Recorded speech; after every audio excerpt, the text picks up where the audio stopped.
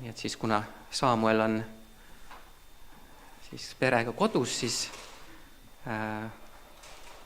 jutlustan täna siis nüüd mõned salmid varem, et eelmine nädal kuulsime 5. peatüki salmid 15-20, siis see nädal 5. peatüki algusest esimesed 14 salmi.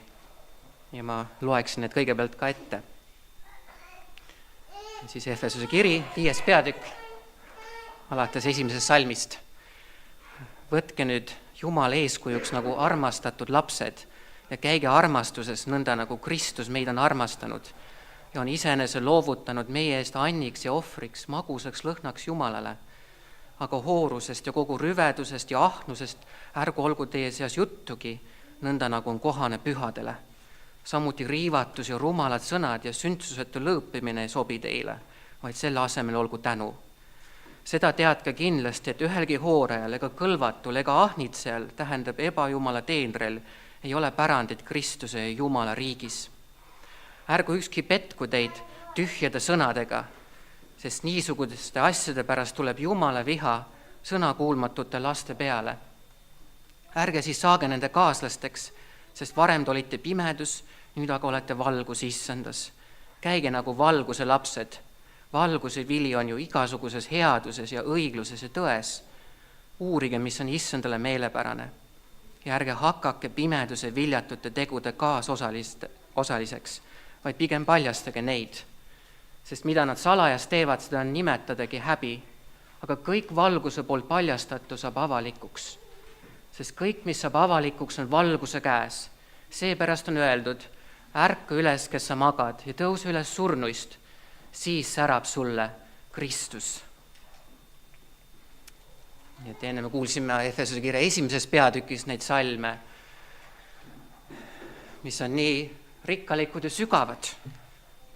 Et Efesuse kiri on tõepoolest nii rikkalik ja sügav raamat. See algab 1. peatükis vaatega igavikku. Me näeme siin Jumala kõige sügavamad mõtted ja kavatsusi. Ja me näeme, kui auline on tema arm nende vastu, keda ta päästab.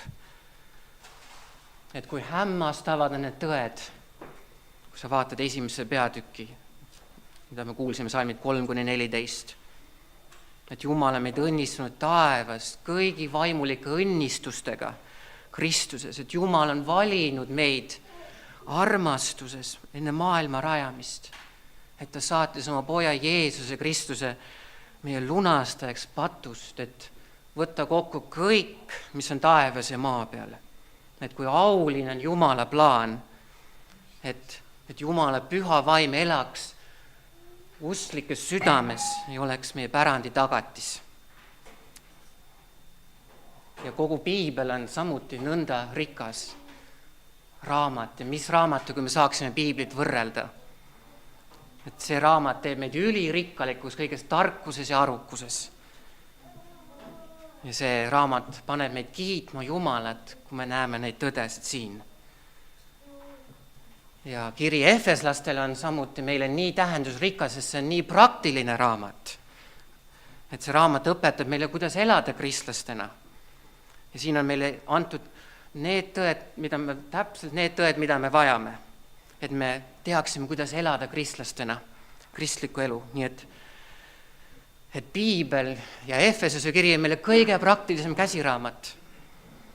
Need tõed Jumala päästeplaanist, need on sellised tõed, mis täpselt sobituvad meie kristlikku ellu, nagu võti lukuauku, mis avab ukse. Et me teaksime, kuidas elada kristlastena. Ja täna ka me õpime, kuidas elada kristlastena. Ja siin 5. peatükis need esimesed 2 salmi annavad meile eeskuju, kuidas elada kristlastena. Et võtke nüüd Jumal eeskujuks nagu armastatud lapsed ja käige armastuses, nõnda nagu Kristus on meid armastanud. Nii et kohe siin nendes salmides me näeme, et kristlik elu peab olema armastuse elu. Aga selleks, et sellist elu elada, me vajame eeskuju. Et teada, kuidas elada sellist elu, me vajame teeviite ja suunasid, et me teaksime, kuidas käia armastuses. ja selleks me vajame, et Jumala sõna oleks meile, nagu psalm 119 ütleb, mu sõnale, et Jumala sõna oleks mu jalale lambiks ja mu valguseks mu teerajal. Et ma teaksin, kuidas elada kristlasena. Ja mis on siis need juhised ja juhtnöörid, mis piibel mulle annab, et ma teaksin, kuidas käia sellel armastuse teerajal. Ja selleks lambiks mu teerajal kõigepealt siin esimeses salmis on see tõde, et ma olen armastatud laps. Et ma pean armastama teisi, sest ma olen Jumala armastatud laps. Et minu südamesse peab paistma Jumala sõnast valgus, et ma olen Jumala armas laps. Ja seda päästeõnnistust me näeme Efesuse kirja 1. peatükis, salmid 4 ja 5. Et ma väga igatsen, et me täna tõepoolest võiksime saada valgustatud Jumala sõna poolt, et kuidas elada oma kristlikku elu. Ja need kõrged päästetõed on meile lambiks meie teerajal.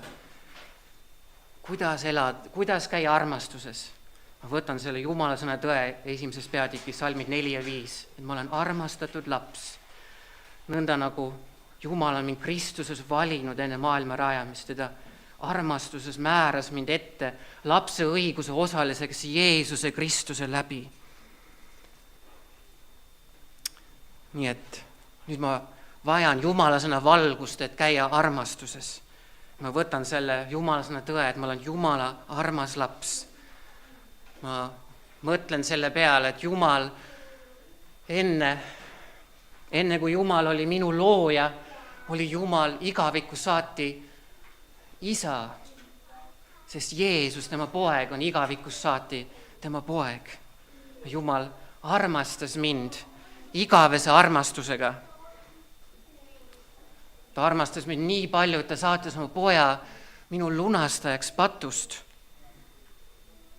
See on see teine imeline päästeõnnistus siin 1. peatükis, salm 7, et temas on meil lunastus tema vere läbi, üleastumiste andeks saamine tema armurikkust mööda.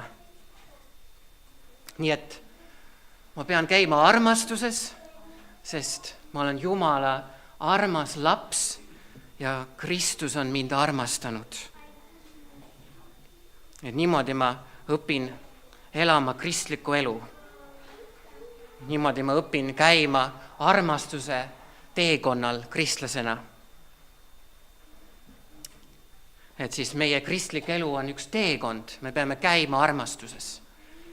Ja ma mõtlesin sellele tuntud raamatule, mille John Bunyan kirjutas, Palveränduri teekond, mis on allegooria kristlikust elust. Ja John Bunyan kasutab nii palju piibli kirjakohti, aga ta kasutab neid piltlikult, et näidata meile, milline on kristlik elu. Ja selles raamatus on kristlik elu üks teekond. Ja selle raamatu peategelane on kristlane, kes alustab oma teekonda hävituse linnast taevasesse linna. Ja kohe selle raamatu alguses ta kohtub evangelistiga, kes talle ütleb, et põgene tulevase viha eest. Ja siis kristlane ei tea, kuhu ta peab põgenema. Ja siis evangelist ütleb talle, et kas sa näed seda kitsast väravat seal ja kas sa näed valgust seal. Ja evangelist ütleb kristlasele, et hoia seda valgust oma silme ees ja mine läbi kitsa värava. Ja siis kristlane alustab oma teekonda ja ta jookseb sinna värava suunas ja hüüab elu, igavene elu. Ja see on täpselt see, mida Jeesus õpetas, kui sa loed Mattuse evangeeliumi 7. peatükki, et Jeesus ütles, et me peame sisse minema kitsast väravast. Et laien värav ja avaran tee, mis viib hukatusse ja palju on neid, kes sealt sisse astuvad.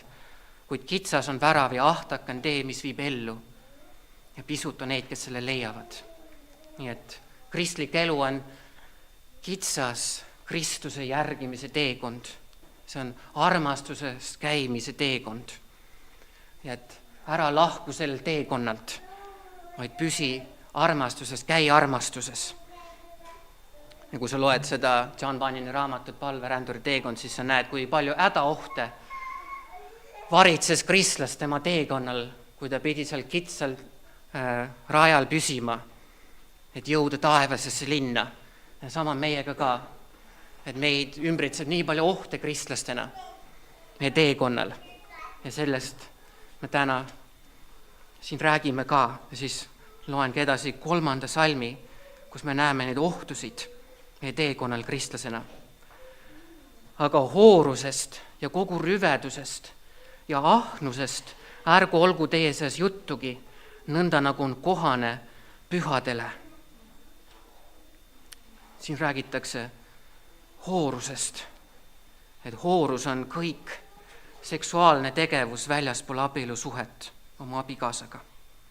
Ja rüvedus, see on seksuaalne ebapuhtus oma mõtetes, oma südame hoiakutes. Ja ahnus, see on südames imustamine. Ja see, mida Jeesus ka õpetas Mattuse 5. peatükis, salm 28, kui ta ütles, aga mina ütlen teile, igaüks, kes naise peale vaatab teda himustades, on oma südames temaga juba abielu rikkunud. Nii et see kristlase teekond läheb läbi meie südame ja see teekond on väga kitsas, et üks väärsamm, ühe patuse mõtte hellitamine viib meid juba eksiteele. Ja õpetussõnades 7. peatükis seal räägitakse ühest arutusnoormehest, kes kaldub teelt kõrvale. Ta läheb seal kaasa abielu rikkuva naisega. Ja õpetussõnade 7. peatüki lõpus on hoiatus patule järgi andmast. Salmid 25-27. Ärgu pöördugu su süda tema teedele, ära eksi tema radadele. See on siis hoorus, abielu rikkumine, ebapuhtus. Sest palju on maha löödud, keda tema on viinud langusele. Rohkest on neid, keda tema on tapnud. Ja tema koda on põrgu tee, see viib alla surma kambritesse. Nii et seksuaalne patt on väga-väga tõsine. Aga kuidas mina kristlasena hoidun sellistest pahedest? Kuidas ma hoidun eksimas sellistele eksiteedele?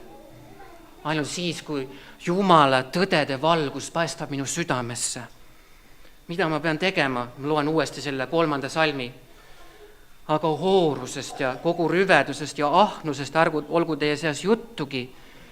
Ja nüüd Jumala sõna valgus paistab mu südamesse, nõnda nagu on kohane pühadele. Ja seda me nägime 1. peatükis ka, 1. peatükk, salm 4. Et see tõde, et ma olen püha, usu läbi Kristusesse on mulle lambiks mu teerajal. Efesos 1.4 ütleb, et Jumal on mind valinud Kristuses enne maailma rajamist olema püha ja laitmatu. Et Jumal on mind armastanud ja valinud, ta andis oma pojad lunastada mind patust. Ma olen tehtud pühaks Kristuse lunastuse läbi. See on see tõde, mida ma hoian oma südames, et püsida teerajal. Kuidas saan ma ennast määrida millegi rüvedaga, kui ma olen püha usu läbi Kristusesse. Ja 5. peatükis salm 8 ütleb, et ma olin varem küll pimedus, aga nüüd ma olen valgus issandas. Usu läbi Kristusesse ma olen valgus.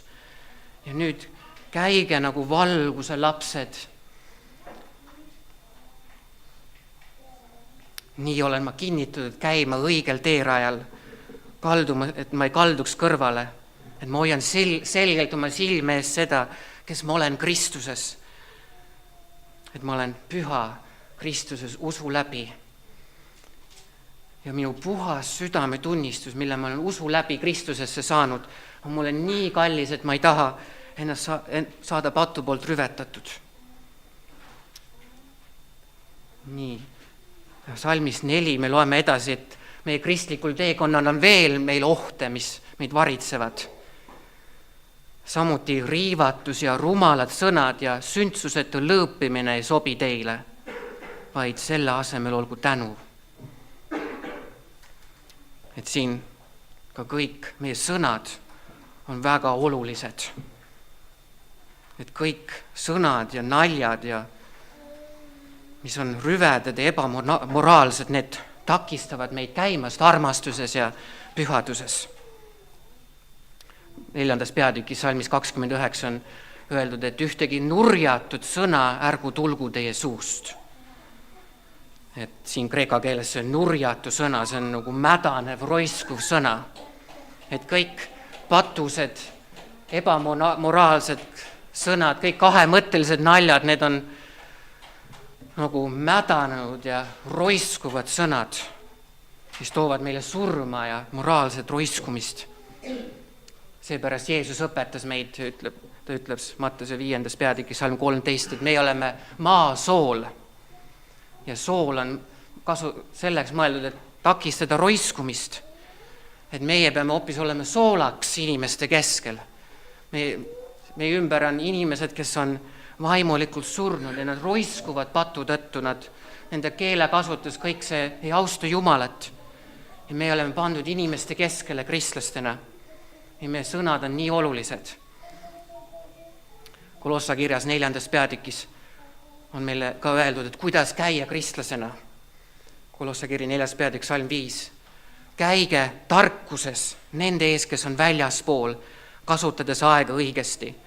Teie kõne olgu alati armu sees, soolaga maitsestatud, et te teaksite, kuidas teil tuleb igaühele kosta. Nii et kui sina ei paranda meelt surmavast patust, et siis ei ole sul soola teiste jaoks, siis sa oled kasutu Jumala käes. Et Jeesus ütles, et kui sool läheb läägeks, Mattuse 5. peatükis, millega sa siis seda saad teha soolaseks? See ei kõlba enam millekski muuks, kui visata inimeste jalgade alla tallata. Et meie tõttu võivad teised jääda patuvangistusse, et nad ei saa meilt abi, et me ei ole soolaks teiste inimeste jaoks. Et teised inimesed ei saa abi meie käest, et tulla Jeesuse juurde. Sest meie sõnad on nii olulised, Jumal kasutab meie sõnu, et tuua teisi inimesi Jeesuse juurde. Nagu Efesos 4. peatükk ütles siin, et ühtegi nurjatud sõna ärgu tulgu teie suust, roiskuvad, mädanevad sõnad, vaid meie kõne peab olema soolaga maitsestatud ja rääkige ainult seda, mis on hea teiste üles ehitamiseks, et kuuljad saaksid armu. Nii et meie kristlikul teekonnal iga meie sõna on üks samm, mida me astume sellel teekonnal. Ja kõik meie sõnad peavad olema öeldud puhtuses ja armastuses, need peavad olema soolaga maitsestatud, et inimesed saaksid meie kaudu armu, kui nad kuulevad Jumala sõna.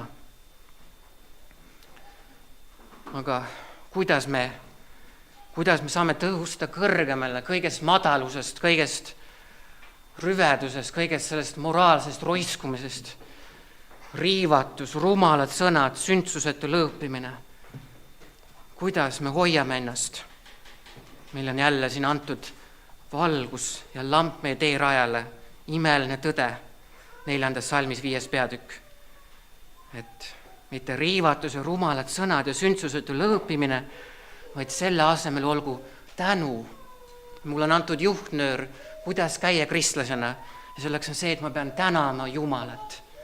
Nii nagu Efesose kirja 1. peatükk algab selle imelise tänuga Jumala pääste õnnistuste eest. Salm 3, et kiidetud olgu Jumal ja meie issandi Jeesuse Kristus Isa, kes meid on taevast õnnistunud kõige vaimuliku õnnistusega Kristuses. Ja ma tõusen kõrgemale kõigest madalusest siin maailmas, kui ma tänan Jumalat tema vaimulike õnnistuste eest, mis ta mulle on Kristuses andnud. Ja samuti on tänu meile kristlasena väga oluline, kui me tahame hoida ennast puhtana ja võtta õigesti vastu selle, mida Jumal on loonud, abielu. Et kuidas Jumalale meelepäraselt võtta vastu Jumala poolt kingitud abielu õnnistus. Ja selleks on ka tänu väga olulisel kohal. Ja ma loen selleks 1. Timotuse 4. peatükist. Salmid 3-5. Kuidas me hoiame siis hoorusest ja rüvedusest ja himust ja ahnusest. Ja kuidas me võtame vastu Jumala loodud abielu õnnistuse.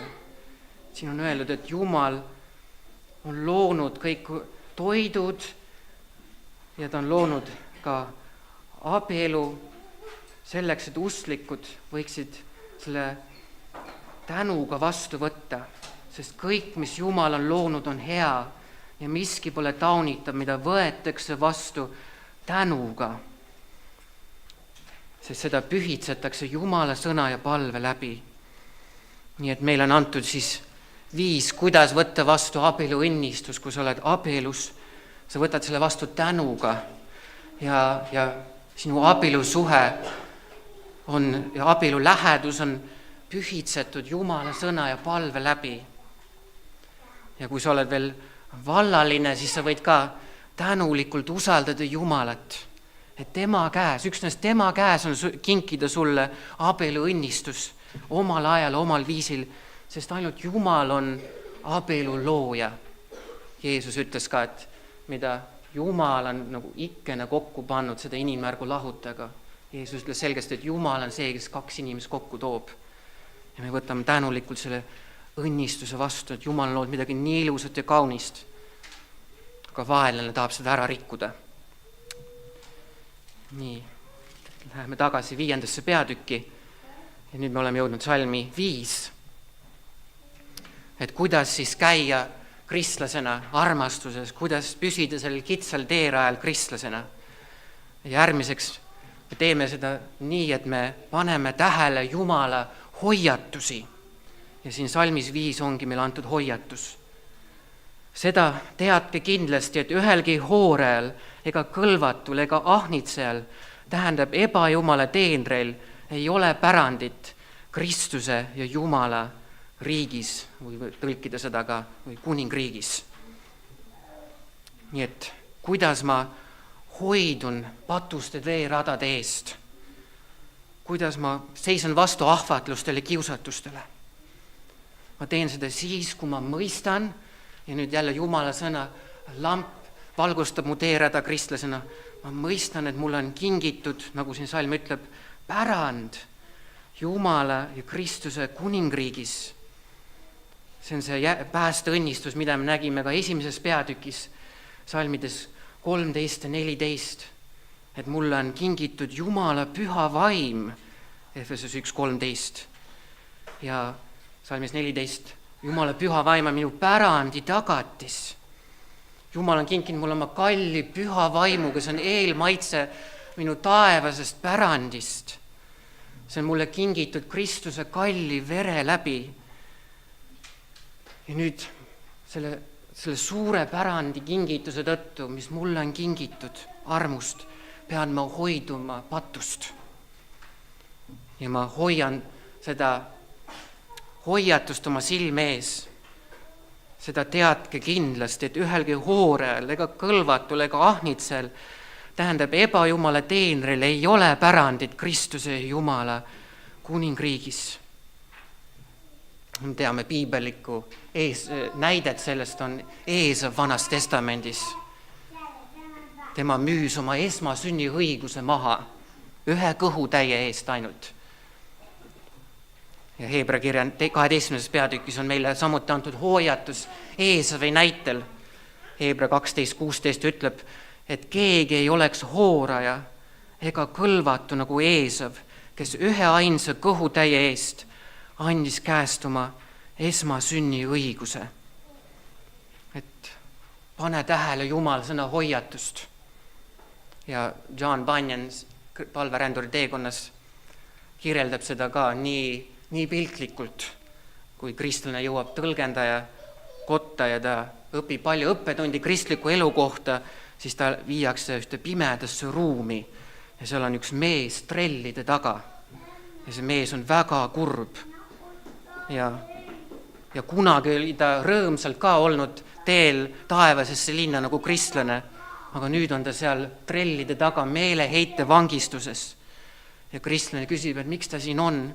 Ja siis ta vastab, et ta kaotas valvsuse ja andis järgi maailmalikele himudele. Ja nüüd on ta siin suures meeleheites ja lootusetuses. Ta ei suuda uskuda, et Jumal võib talle nüüd veel andestada. Siis tõlgendaja tuleb ja hoiatab kristlast, et las selle inimese armetu olukord olgu sulle igavesti hoiatuseks.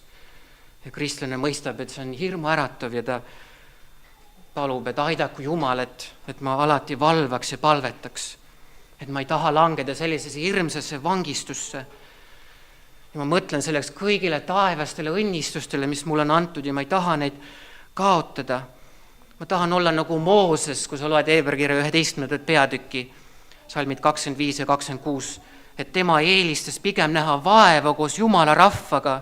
Isegi kui mu kristlik teekond on väga raske ja vaevaline, ma pigem eelistan näha vaeva koos Jumala rahvaga, kui üürikest aega nautida pattu. Sest Egiptuse aaretes suuremaks rikkuseks pidas ta teotust Kristuse pärast, sest ta tõstis oma silmad tasu poole. Seda pead sina ka kristlane tegema, tõsta oma silmad tasu poole, sul on kingitud rikkalik pärand. Ja kui sa salgad patused imusid, siis sa hoiad oma kallist pärandit kristlasena, mis sul on antud. Ma loen edasi 5. peatükis salm 6, et nüüd ärgu ükski petku teid tühjade sõnadega, sest niisuguste asjade pärast tuleb Jumala viha sõnakuulmatute laste peale. Nii et ära kuula sellist tühja juttu, et sa võid hooletult patule järgi anda ja ning arvata, et midagi ei juhtu. See on saatana vale. Ja seda tegi madu, kui ta tuli Eeva juurde Eedeni aias. Eeva teadis, et Jumal oli hoiatanud, andnud hoiatuse, et sa võid kõigist puudest süüa, aga sellest ühest puust sa ei tohi süüa, et seda puudutada, et sa ei sureks. Aga siis madu tuli ja ütles, te ei sure kindlasti mitte. Et see madu lihtsalt ahvatles ja valetas. Need olid tühjad sõnad ja valed. Nii et kuula Jumala sõna hoiatust, et ära kõnni neil patustel teeradadel, nagu õpetussõnade 7. peatükk ütles, need on põrgu teerajad, surma ja hukatuse tee. Et ärgu keegi petku sind tühjade sõnadega. Et kuidas sa saad alustada oma kristlikku teekonda, sa ei saagi alustada oma kristlikku teekonda, kui sa keeldud meelt parandamast patust. Kui keegi ütleb, et ta on kristlane, aga ta keeldub meelt parandamast, siis tekib tõsine kahtlus, kas ta on üldse uuesti sündinud, kas ta on saanud Jumala armsaks lapseks, kas ta on üldse alustanud kristlikku teekonda. Nii, salm 7 ütlebki, et ärge siis saage nende kaaslasteks, et jäta maha kõik patt, las Jumala sõna valgus paista sinu südamesse ja vaata, kes sa oled, kui sa usud Kristusesse. Salmid 8 ja edasi, sest varem te olite pimedus, aga nüüd olete valgus issandas, käige nagu valguse lapsed. Ja valguse vili on ju igasuguses headuses ja õigluses ja tões. Uurige, mis on issandale meelepärane. Nii et uuri Jumala sõna, vaata hoolega Jumala sõnasse, et näha, milline headus, milline õiglus, milline tõde peab olema sinu elus. Las Jumala sõna valgus paista sinu südamesse, nii et sa näed, kui pime ja häbiväärne on patt, nii et sa võiksid meelt parandada. Salmid 11 ja 12. Ja ärge hakake pimeduse viljatute tegude kaasosaliseks, vaid pigem paljastage neid, sest mida nad salajas teevad, seda nimetadagi häbi. Aga nüüd kuidas võib tõepoolest valgus Jumala sõnas paista minu südamesse nõnda, et ma ei ela enam patupimeduses. Et oleme juba näinud, et Jumala sõna on lambiks meie teerajal, valguseks meile, meie jalgadele. Et piiblisse on peidetud valgus, aga nüüd me peame nägema seda, et see valgus on meie päästja Jeesus Kristus, kes ainsana võib valgustada meie südant. Kuula, ma loen sulle edasi salmid 13 ja 14. Aga kõik valguse poolt paljastatu saab avalikuks, sest kõik, mis saab avalikuks, on valguse käes. Seepärast on öeldud, ärka üles, kes sa magad, ja tõuse üles surnuist, siis särab sulle Kristus. Jumala sõna särab meile Jeesus Kristus valgusena. Ja kui keegi magab ja kui keegi on vaimulikult surnud, nagu 2. peatüki alguses me näeme, kui keegi on surnud üleastumistes ja pattudes, siis see Kristuse valgus on nii võimas, et see äratab üles inimese, kes on surnud vaimulikult, kes on hukatuse teel. Kui Kristus särab inimese südamesse ja kui keegi tunneb, et tema südames on pimedus, kui keegi varjab oma südames häbiväärseid asju, nagu me siin 5. peatükis nägime, ja kui sa tunned ennast, et sa oled sisemiselt kuivetunud, nagu surnud puu, kui keegi tunneb, et kõik, mis tema elus on, kõik see vili, mis tema elus on nagu mädanenud, roiskunud õunad, nagu need mädanevad sõnad, millest me kuulsime. Sa tunned selle sisemiselt tühi ja surnud. Siis mida sa pead tegema? Ainult üks asi, kui sa kuuled rõõmusõnumit ja kui sa vaatad Kristuse peale, kuule rõõmusõnumit, ärka üles ja vaata uskuva südamega Kristuse peale ja siis tema valgus särab sinu südamesse. Ja kuidas me peame vaatama Kristuse peale, nii et tema valgus paistaks me südamesse? Selleks ma loen uuesti 2. salmi. Me peame vaatama Kristuse peale nõnda, et me näeme, et ta on meid armastanud, et ta on andnud iseenese anniks ja ohvriks meie eest, magusaks lõhnaks Jumalale. Et sa pead nägema, et Kristus on ohver sinu eest. Et siin on kasutatud sellist sõnastust, mida me näeme Vanas Testamendis, me kuulsime 3. Mooses raamatu 1. peatükist, neid salme, Jumala seadust põletusohvri kohta. Ja siin on öeldud ka, et Kristus on and ja ohver magusaks lõhnaks, nii nagu Vanas Testamendis pidid preestrid tooma põletusohvri, pidid panema oma käed selle ohvri looma peale, et leida armu ja lepitust. Ja siis see ohvriloom tuli tappa, selle ohvrilooma veri tuli piserdada altari ümber, siis see loom tuli nülgida ja raiuda tükkideks. Ja siis tuli kõik see ohver süüdata altaril põlema, et see on põletusohver, hea lõhnaline tuleohver issandale. Ja see on pilt Kristuse ohvrist, kes on meid armastanud nõnda palju, et ta loovutas ennast sedasi ohvriks ja anniks, magusaks lõhnaks. Et sa pead vaatama Kristuse peale, kes löödi risti sinu eest. Vaata, kui kole on sinu patt, et kui sa mõistad, et sa oled seotud nende häbiväärsete pattudega, mida me täna oleme kuulnud, siis vaata, kuidas Kristus kannatas. Nii nagu see põletusohver nüliti, lõigati tükkideks, oli verine ohver, nõnda kole ja sünge oli sinu patt, et Kristus pidi nõnda kannatama ristil. Ja kui sa usud Jeesusesse, siis sa usud, et Jumala püha ja õiglane viha langes Jeesuse peale, kes on tema armas poeg. Ja Jumal karistas Jeesust oma poega sinu pattude eest, sinu sõna kuulmatute tegude eest. Et Jeesus kannatas ja valas vere sinu pattude andestuseks.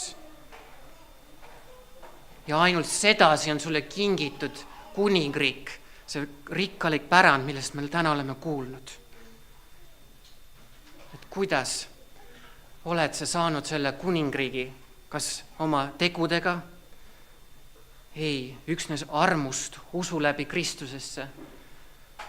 Vaata, kui kallis kingitus sulle antud nii kalli hinnaga. Efesuse kirja 2. peatükk ütleb, nagu mõned nädalad varem kuulsime, et me oleme salmis 8-9 armu läbi päästetud usu kaudu. Et see ei ole minust enesest, vaid see on and Jumalalt, mitte tegudest, et ükski ei saaks kiidelda. Et mul on kingitud armust, lahus minu tegudest, üksnes usu läbi Kristusesse, pääste, rikkalik taevane pärand, kuningriik Kristuse kalli vere hinnaga.